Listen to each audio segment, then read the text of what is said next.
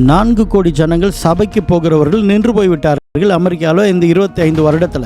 இங்கிலாந்து தேசத்தில் உள்ள கிறிஸ்தவர்கள் இப்பொழுது நாங்கள் கிறிஸ்தவர்கள் அல்ல. வாலிபர்கள் சொல்கிறார்கள் 37% நாங்கள் எந்த மதத்தையும் சார்ந்தவர்கள் அல்ல, நாங்கள் கிறிஸ்தவர்களும் அல்ல என்று சொல்கிறார்கள். இது போன்று சபைக்கு வாலிபர்கள் இப்பொழுது போகிற எண்ணிக்கைகள் மிகவும் குறைந்து கொண்டு வருகிற காரணத்தை நாம கடந்த வாரத்தில் பார்த்தோம். இன்றைக்கு அதனுடைய தீர்வு என்ன? சபை இப்பொழுது என்ன செய்ய வேண்டும்? எப்படி எரேமியா அவனுடைய காலத்தில் அலங்கங்கள் இடிந்து விழுந்திருக்கிறது, எருசலேமில் வாசல்கள் சுட்டெரிக்கப்பட்டிருக்கிறது என்று தெரிந்ததுமே பச்சையா சொல்ல போனால் அவன் கீழே விழுந்து சாப்பிடாம அழுது கொண்டிருந்தது போல ஒரு துக்கம், ஒரு வேதனை கிறிஸ்தவர்கள் இருக்க வேண்டும்.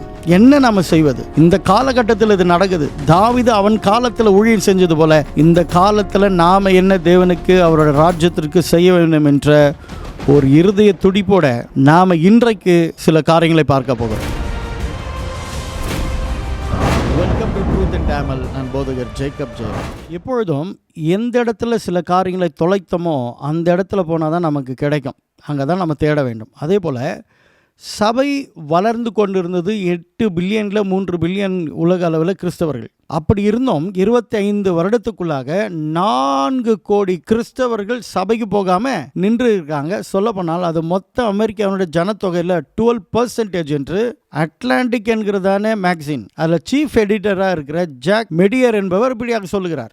ஆதி அப்போஸ்தலர் காலத்தில் ஜனங்களை தேவாலயத்தில் தேவன் சேர்த்து கொண்டே இருந்தார். அது போன்ற ஒரு காலம் வர நம்ம என்ன செய்ய வேண்டும்? அதே இடத்துக்கு தான் நம்ம போகணும். அதே தேவன் மேலே இருந்த அந்த பழைய அன்பு, ஆதியில் இருந்த அன்பு இப்போது சபைக்கு வேண்டும். அப்போ பெற்றவர்களும், அதாவது பேரண்ட்ஸும் பாஸ்டர்களும் சேர்ந்து இந்த காரியத்தை மிகவும் தீவிரமாக முன்னெடுக்க வேண்டும். இது மிகவும் முக்கியமானது. அப்பொழுது முதலாவது ஆதி அப்போஸ்தலர் காலத்தில் சபை பெருகின காரணம் என்னவென்று கேட்டால், பரிசுத்த ஆவியானவருக்கு சபையாகப்பட்டது முழுமையாக இடம் கொடுத்தது. பரிசுத்த ஆவியானவர் எப்படி நடத்துகிறாரோ அப்படி சபை நடந்தது. இப்போ பிரச்சனை என்னன்னு கேட்டிங்கன்னா, எப்படி சீடர்லாம் இருந்த நாம பிலீவர் என்று பேர் வைத்துக்கொண்டு பிறகு சர்ச் மெம்பர் என்று ஆனதோ, அதே போல் சபைக்கு தலையாக இருக்கிறவர் இயேசு என்று போயிட்டு இப்போ சபைகளுக்கெல்லாம் பாஸ்டருங்க ஓனர் ஆயிட்டாங்க. இதுதான் பெரிய பிரச்சனை. அன்று பரிசுத்த ஆவியானவர் சபையை என்ன பண்ணாரு? ஆட்கொண்டார். இன்றைக்கு ஊழியர்கள் தான் சபையை என்ன பண்றாங்க? நடத்துகிறார்கள். அவங்க தான் ஓனர்ஷிப் போல ஒரு தோற்றத்தை அளிக்கிறாங்க. சொல்ல போனால் அவர்கள் ஒரு குட்டி ராஜாவா இருந்து ரூல் பண்றாங்க சர்ச். இது மிகப்பெரிய ஆபத்து. அநேக சபைகளில் அப்படிதான் நடந்து கொண்டு இருக்கிறது. பரிசுத்த ஆவியானவருக்கு சபையில் இடம் இல்லை. அப்போ முதலாவது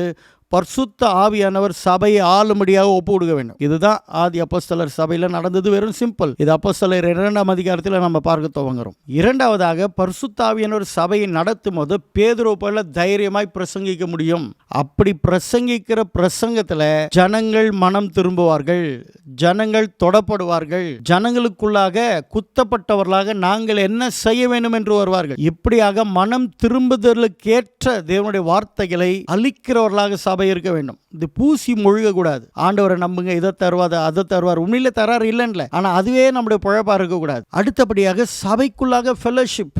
பாருங்க, உலகத்துல எல்லோரோடும் நமக்கு ரிலேஷன் இருக்கலாம், ரிலேஷன்ஷிப் வைத்துக்கொள்ளலாம், ஃப்ரெண்டா நண்பர்களாக அப்படி. ஆனால் ஃபெலோஷிப் என்பது கர்த்தருடைய பிள்ளைகளுக்குள்ளாக ஒரு ஐக்கியம் இருக்க வேண்டும். இப்போ பாருங்க, ஒரு பாஸ்டர் பார்த்தா இன்னொரு பாஸ்டருக்கு ஆகிறது இல்லை. அதுதான் என்றைக்கு பாஸ்டர்களுக்குள்ளாக போட்டா போட்டி வருகிறதோ அன்றைக்கு ஊழியம் என்பது பிஸ்னஸ் ஆகிடும், வியாபாரமாய் மாறி போகும். என்றைக்கு ஊழியம் வியாபாரமாகுதோ அன்றைக்கு ஊழியம் வந்து காம்படிஷன்ல இருக்கும். அதில் ஒரு தெய்வீக ஒரு தூவம் இருக்காது. அப்போ என்ன செய்யணும்? ஒரு ஃபெலோஷிப், ஒரு அந்யோன்ய ஐக்கியம் மிக முக்கியம். அதுதான் இயேசு சொன்னார், ஒருவரில் ஒருவர் நீங்கள் அன்பா இருக்க வேண்டும் என்பதே என்னுடைய கட்டளை என்றார். அந்த அன்பு காணப்பட வேண்டும். ஒருத்தருக்கு காதை பிடிச்சி இன்னொருத்தர் கடிச்சு கொண்டு இருக்கிறத குறைக்கணும். தேவையில்லாத அந்த வேலையை வச்சுக்கூடாது. தவறு செஞ்சா கேட்கலாம், ஆனா அதே தொழிலா இருக்கக்கூடாது. நான்காவதாக உபதேசங்கள் மிகவும் முக்கியமானது. டாக்டரின். அவங்க தேவ வசனத்தை நன்றாக கற்றுக்கொண்டு தேவ வசனத்துல தெளிவா இருந்தாங்க. தேவ வார்த்தைக்கு முக்கியத்துவம் கொடுத்தாங்க. தேவ வார்த்தையை பேசினார்கள். பவுல் கூட தேவ வார்த்தையை பேசுகிறார். கொர்நேலியு வீட்டில் ஜனங்கள் மனம் திரும்புகிறார்கள். தேவனுடைய உயிர் தெழுதலை குறித்து பேசப்படுகிறது, சிலுவை குறித்து பேசப்படுகிறது. அப்ப சத்தியத்தில் நாம தெளிவாக இருக்க வேண்டும். ஐந்தாவதாக ஆராதனையும் ஜபமும் மிக முக்கியமானது. பாருங்க, அப்போஸ்தலர் நடவடிக்கையில பரிசுத்த ஆவியானவர் சபையின் மீது இறங்கி வருகிறதுக்கு முன்னாடி ஜெபித்து கொண்டு இருக்கிறாங்க. அதன் பிறகு பார்க்கும்பொழுது அப்போஸ்தலர் 4ஆம் அதிகாரத்தில் சபைக்கு பிரச்சனை வரும்பொழுதும் ஜெபிக்கிறார்கள், ஆண்டவர் அற்புதங்களை செய்கிறார். பேதுருவும் 3 வேளையும் ஜெபித்ததாக எழுதப்பட்டு இருக்கு. அடுத்தது பேதுரு ஜெயிலில் தள்ளப்படும் போது கூட சபை ஜெபிக்குது. முழு இரவு ஜெபம் ஜெபிச்சாங்க, காலையில் ஜெபிச்சாங்க, மத்தியானத்தில் ஜெபித்தாங்க. பேதுருவும் யோவானும் 3ஆம் மணி வேளையில ஜெபிக்க போகிறார்கள். சபையில் ஜெபம் இருந்தது. 6வதாக அவர்கள் ஒன்றாக இணைந்து தேவனை ஆராதித்தார்கள். இன்றைக்கு பாருங்க, ஆராதனையாகப்பட்டது வர்ஷிப் இப்போ ப்ரோக்ராம் ஓரியன்டாக இருக்கு, பிரசன்ஸ் இல்லை. ஆராதனையாகப்பட்டது மியூசிக்கு முக்கியத்துவம் கொடுக்குது. ஆனால் தேவ சமூகத்துக்கு, தேவ பிரசன்னத்திற்கு இடமே கிடையாது. நான் சிறுக நீர் பெருக ஆண்டவர் என்ற எண்ணம் போய் இப்போ வர்ஷிப் லீடருங்க ஹீரோயிசம் காட்டுறாங்க. சொல்லப்போனால் ஷோ ஸ்டீலிங் செய்து கொண்டு இருக்கிறார்கள். மகிமை தேவனுக்கு செலுத்துகிறதில்ல. இப்போ ஹீரோக்கள் ஜனங்கள் அவர்களை கொண்டாடுகிறார்கள். நான் அவர் ஃபேன், நான் இவர் ஃபேன், இப்படி ஆயிடுச்சு. தேவன் இதை அருவருக்கிறார். பவுலியும் சீலாவும் ஜெயிலில் தூக்கி போடும்போது கூட அந்த இடத்துல பாடல் இருந்தது, துதி இருந்தது, ஜபம் இருந்தது. எப்படி அந்த வேதனையில் அவ்வளோ சந்தோஷம் உங்களுக்கு வரும்? பரிசுத்தாவினால நிரப்பப்பட்டு இருந்தார்கள், தேவ பிரசன்னத்தில் நிரப்பப்பட்டு இருந்தார்கள். சொல்லப்போனால் காட் ஓரியன்டாக இருந்தாங்க. அதனால தான் வலி அவங்களுக்கு தெரியல. அந்த ஆராதனையில், அந்த ஜபத்தில் ஒரு அதிர்வு இருந்தது, அந்த இடத்துல ஒரு மனம் திரும்புதல் இருந்தது ஜனங்களுக்கு. இன்றைக்கு ஆராதனையாகப்பட்டது தேவ பிரசன்னத்தில் இருக்க வேண்டுமே தவிர ஒரு நாடகம் நடிக்கிறது போல ஒரு ப்ரோக்ராம் ஓரியன்டாக இருக்கக்கூடாது. ஆராதனையில் பரிசுத்தாவினர் கிரியை செய்கிறார். ஆராதனையில் எத்தனையோ அற்புதங்களை நான் சின்ன வயதில் பார்த்துருக்கிறேன். தேவனை ஆராதிக்கும் போது ஜனங்கள் தேவ அன்பினால் நிரப்பப்பட்டு அழுவார்கள். முடிக்கிறதுக்கு மனசு வராது. இப்போ அதில் ஆராதனை என்றால டான்ஸ். அங்கே ஆண்கள் பெண்கள் இப்படி கூடி எகிரி எகிரி குதிச்சு பாட்டு பாடி குதிச்சு போகிறது, அவ்வளோதான். அதே போல் சுவிசேஷம் அவங்க எப்படி சொல்கிறாங்க, நீங்கள் எந்த ட்ரெஸ்னா போடுங்க, நீங்கள் எப்படின்னா முடிய வெட்டி கொள்ளுங்க, அதெல்லாம் ஒரு பிரச்சனை இல்லை, சுகர் கோட்டிங் மெசேஜ். இப்படியெல்லாம் ஜனங்களை வசீகரப்படுத்தும் போது வாலிபர்கள் இழுக்கப்படுகிறாங்க அவங்களுடைய கள்ள உபதேசத்திற்கு. நாங்கள் ஃபாதர்ஸ் சர்ச்சின்னு என்னன்னு பண்ணுவாங்க, ஒரு கொள்ளை கூட்டத்தையும் கல்லர் கோகையும் உண்டாக்கி கொண்டு இருக்கிறார்கள். ஆராதனை என்கிறதான போர்வையில் இப்போ அதே தான் வாலிப பிள்ளைகளுக்கெல்லாம் நடந்து கொண்டு இருக்கிறது. தேவனோட எந்த உறவும் இல்லை. ஆனால் பாடல் மட்டும் பாடி பாருங்க, வேதனையோடு சொல்லுகிறேன், மியூசிக் வாசித்து நடனம் ஆடுகிறது தான் ஆராதனை நினைக்கக்கூடாது. சோறு பொங்கும் பொழுத மேலே இருக்கிற மூடி கீழே விழுகிறது, ஓகே. ஆவினால் நிரப்பப்படும் பொழுத சந்தோஷத்தில் தாவீது ஆடினது போல் ஆடுறது ஓகே. ஆனால் மியூசிக் சவுண்டில் கூட ஆட முடியும். சில பேருக்கு பாருங்கள், மியூசிக் அடித்தாலும் ஒரு குதூகலம் உண்டாகும். இதுதான் மாம்சன்றது. இன்னைக்கு அப்படி தான் நடந்துட்டு இருக்கு. அப்போ ஆராதனையே ஒரு ப்ரோக்ராம் இருக்க தவிர ஒரு பிரசன்ஸ் இல்லை. இதெல்லாம் சபையின் வீழ்ச்சிக்கு காரணம். பரிசுத்தாவினர் வெளியே தள்ளின பிறகு எங்க சபையில் கிரியை நடக்கும்? பரிசுத்தாவினர் மட்டும்தான் சபை வளர்ச்சிக்கு மிக மிக முக்கியமானவர். 7வதாக தேவன் மீதும் தேவனுடைய சுவிசேஷத்தின் மீதும் நமக்கு ஒரு வாஞ்சை வேணும். தேவனை பாருங்க, அவன் அதுபோல வாஞ்சை உள்ளவனாக தேவனுடைய சுவிசேஷத்தை தன்னை கொல்ல போறாங்கன்னு தெரிந்து கூட தேவ வார்த்தை பகிரங்கமாக தைரியமாக அவன் போதிச்சான். அந்த அளவுக்கு கர்த்தர் மீதும் அவருடைய வார்த்தையின் மீதும் நமக்கு வாஞ்சை தாகம் இருக்க வேண்டும். அப்படியாக வாலிபர்களை நடத்த வேண்டும், அப்படியாக வளர்க்க வேண்டும், அப்படியாக சபை பாடுபட வேண்டும். காட் ஓரியன்டாக அவங்க இருக்கணும். அதுதான் முக்கியமானது. 8வதாக அப்போஸ்தலர் நீங்கள் படிக்கும்பொழுது ஊழியர்களும் சரி விசுவாசிகளும் சரி தேவனுக்கென்று தாராளமாக எல்லாவற்றையும் விற்று கர்த்தருக்கு கொடுத்தார்கள். கொடுக்கப்பட்டது ஊழியர்கள் ஊழியத்திற்கென்று பயன்படுத்தினார்கள். விசுவாசிகளும் தேவனுக்கு அப்போஸ்தலர் பாதத்தில் கொண்டு வந்து கொடுத்தார்கள். அது ஊழியர்கள் கொடுத்தாலும் விசுவாசிகள் கொடுத்தாலும் தேவனுடைய ஊழியத்திற்கென்று வல்லமையாக பயன்படுத்தப்பட்டது. இன்றைக்கு தேவனுக்கு கொடுக்கப்படுகிற காணிக்கைகள், அநேக காணிக்கைகள் பாஸ்டர்களுடைய சொத்தாய் மாறுகிறது. அதனால தான் சில ஊழியங்கள் தகப்பன் செய்தது போல அவங்க பிள்ளைங்க, அவங்க பேர பிள்ளைகளால் பிரகாசிக்க முடியல, நலிந்து போயிருக்கிறது ஊழியங்கள். காரணம் என்னன்னா, தேவனுடைய பணத்தின் மேலே கையை வைக்கிறது. தேவன் கொடுக்கிற ஒவ்வொரு பணமும் ஊழியத்திற்கென்று செலவு செய்ய வேண்டும். ஊழியர்காரருக்கு குடும்பம் இருக்குது, அதற்கு எந்த தேவையோ அதை எடுக்கணுமே தவிர எல்லாத்தையும் எடுக்கிறது போல ஒரு மோசமான செயல் எதுவுமே இருக்காது. பணத்தில் தேவ ஊழியர்கள் உண்மையாக இருக்க வேண்டும்.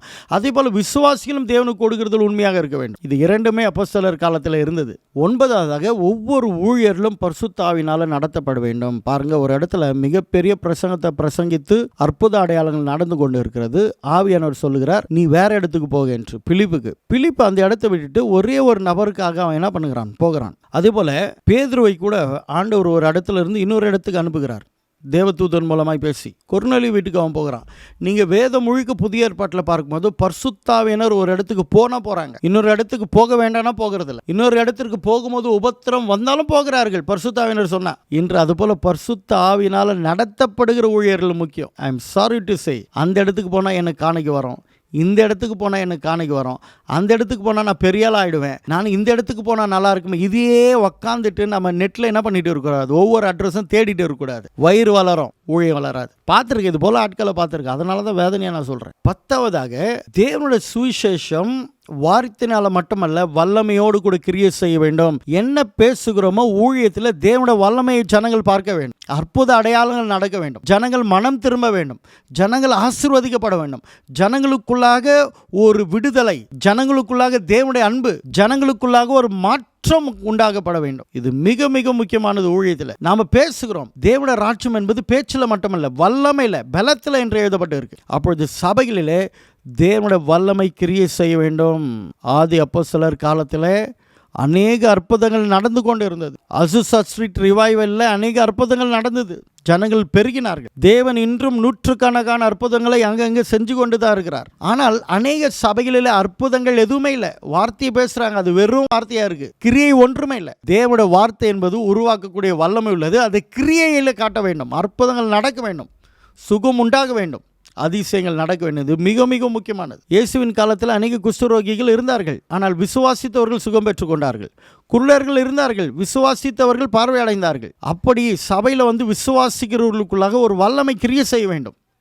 அப்படி அவங்களும் விசுவாசிக்கணும். ஊழியர்கள் மூலமாகவும் வல்லமையான காரியங்கள் நடக்க வேண்டும். வரங்கள் கிரியை செய்ய வேண்டும். 11வதாக கிறிஸ்தவர்கள் எங்கே போனாலும் நற்சாட்சி உள்ளவர்களாக இருக்கணும். சாப்பாடு போடுகிறது கூட நற்சாட்சி பெற்றவர்கள், விசுவாசம் உள்ளவர்கள், பரிசுத்தாவினால் நிறைந்தவர்களை தான் சபை எடுத்தது. ஒவ்வொன்றிலையும் ஒரு நற்சாட்சி இருக்கும். நம்ம போடுற ட்ரெஸ்ஸு கூட மேட்டாருங்க ஜனங்களுக்கு. நம்ம வாழ்கிறது நமக்குன்னு வாழல. நான் எப்படின்னா ட்ரெஸ் பண்ணுவேன், மற்றவங்க பார்த்தாக்கா அதுக்கு நான் பொறுப்பு இல்லை. இது போல் ஒரு மனநிலை இருக்கக்கூடாது. பவுல் சொல்கிறார், நான் கிரேக்கனுக்கு கிரேக்கனாகவும் யூதனுக்கு யூதனாகவும் இருக்கிறேன்னுட்டு. அப்போ நம்ம கலாச்சாரம் எப்படி இருக்கிறது, அதுக்கு தகுந்த போல் மாடஸ்டாக, நாகரிகமாக, நாணத்தோடு நல்ல ட்ரெஸ்ஸுங்களை அணிய வேண்டும்.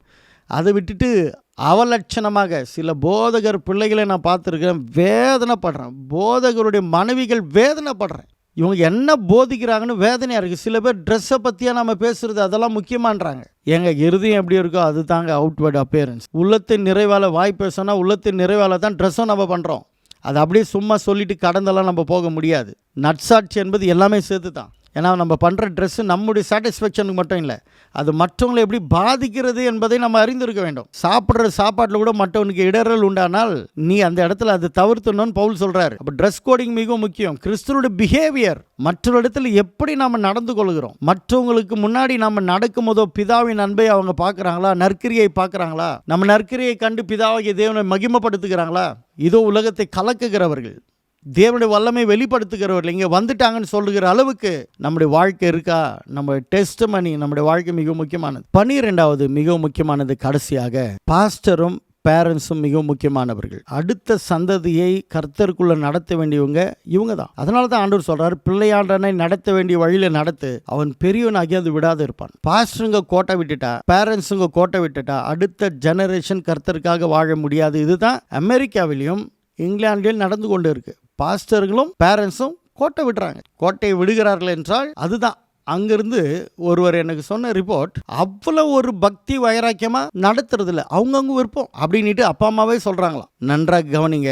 மல்கியா 2:15, ஒருவனை அல்லவா படைத்தார், ஆவி அவரிடத்தில் அதிகமாக இருந்தது, ஏன் ஒருவனை படைத்தார், பக்தி உள்ள சந்ததியை பெற்றெடுக்கத்தானே. பிள்ளைகளை கர்த்தர் நமக்கு கொடுத்தது பக்தி உள்ள சந்ததியை கர்த்தருக்கென்று பெற்றெடுத்து கர்த்தருடைய வழியில் நடத்தணும். அதனால தான் வேதாகமத்தில் எழுதப்பட்டிருக்கு, உன் பிள்ளைகள் கர்த்தரால் போதிக்கப்பட்டு இருப்பார்கள், அவள் சமாதானம் பெரிதாக இருக்கும் என்று. ஒவ்வொரு ஊழியரும் நான் கிறிஸ்துவை பின்பற்றுகிறது போல நீங்கள் என்னை பின்பற்றுங்கள் என்று சொல்லுகிற அளவுக்கு தேவன் மேல பக்தி வைராக்கியத்தோடு வளர்கிறது. ஒவ்வொரு ஊழியர்களும் பவுலை போல பக்தி வைராக்கியத்தோட கர்ப்ப வேதனையோடு கூட வாலிபர்களையும் சபையையும் ஜனங்களையும் நடத்த வேண்டும். முக்கியமான பவுண்டேஷனே நான் அறிந்த வரையிலும் இதுதாங்க. போதகர், அதாவது பாஸ்டர்ஸ் அண்ட் பேரண்ட்ஸ் இருவரும் சேர்ந்து ஒரே மனதோடு கூட வருகிற வாலிபர்களை கர்த்தருக்குள்ள நடத்தும் போது, ஜெபத்தோடு நடத்தும் போது, தேவ ஆவியினால நடத்தும் போது, ஆரோக்கியமான உபதேசத்தினால நடத்தும் பொழுது, பொறுப்பை உணர்ந்து நடத்தும் போது, அழைப்பை உணர்ந்து நடத்தும் பொழுது, கட்டாயம் ஆதி அப்போஸ்தலர் காலத்தில் நடந்த அந்த காலங்கள் மறுபடியும்